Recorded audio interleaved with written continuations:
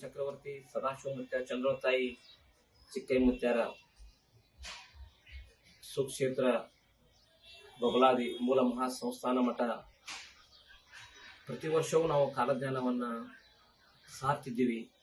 ಪ್ರತಿ ವರ್ಷ ಜಗತ್ತಿಗೆ ಆಗು ಹೋಗುಗಳು, ಪ್ರಕೃತಿ ವಿಕೋಪಗಳ ಬಗ್ಗೆ, ಜಗತ್ತಿನಲ್ಲಿ ಯಾವ ದಿಕ್ಕಿಗೆ ಎಂತ ಗಾಳಿ, ಬರಗಾಲ, ಮಳೆ ಹೆಂಗೈತೆ ಅನ್ನುವಂಥ ಕಾಲಮಾನವನ್ನ ಈ ಬಬಲಾದಿಯ ಮೂಲ ಮಹಾ ಸಂಸ್ಥಾನ ಮಠ ಕಾಲಜ್ಞಾನ ಸಾರಲಾಗ್ತಿತ್ತು. ಅದೇ ರೀತಿ ಈ ವರ್ಷವೂ ಸಹಿತ ನಾವು ಒಂದು ಕಾಲಜ್ಞಾನವನ್ನ ಸಾರಿದ್ವಿ. ಈ ವರ್ಷ ಏನಪ್ಪಾ ಅಂತಂದ್ರ, ಜಗತ್ತಿಗೆ ಒಂದು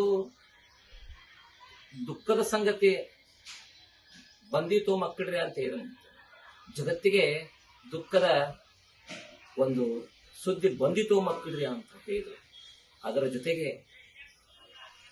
ಈ ವರ್ಷದ ಗಡಿಗಳಲ್ಲಿ ಆತಂಕದ ವಾತಾವರಣ, ಯುದ್ಧದ ಕಾರ್ಮೋಡ, ನೈಸರ್ಗಿಕ ವಿಕೋಪಗಳ ಹಾವಳಿ ಹೆಚ್ಚಿತು ತಿಳಿಯರನ್ನ ಅಂತ ಹೇಳಿದ್ರು ಮುತ್ಯ.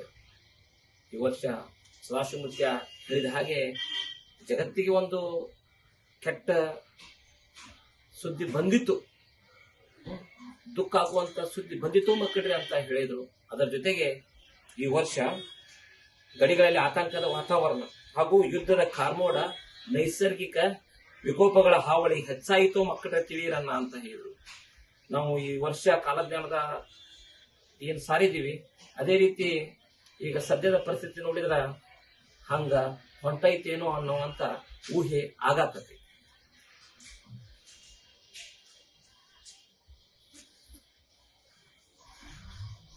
ನಾವು ಪ್ರತಿ ವರ್ಷನೂ ಸದಾಶಿವಮುತ್ಯನ ಕಾಲಜ್ಞಾನವನ್ನ ಸಾರ್ತಿದ್ದೇವೆ ಹಿರೇಹೊಳೆ ದಂಡೆಯ ಮೇಲೆ.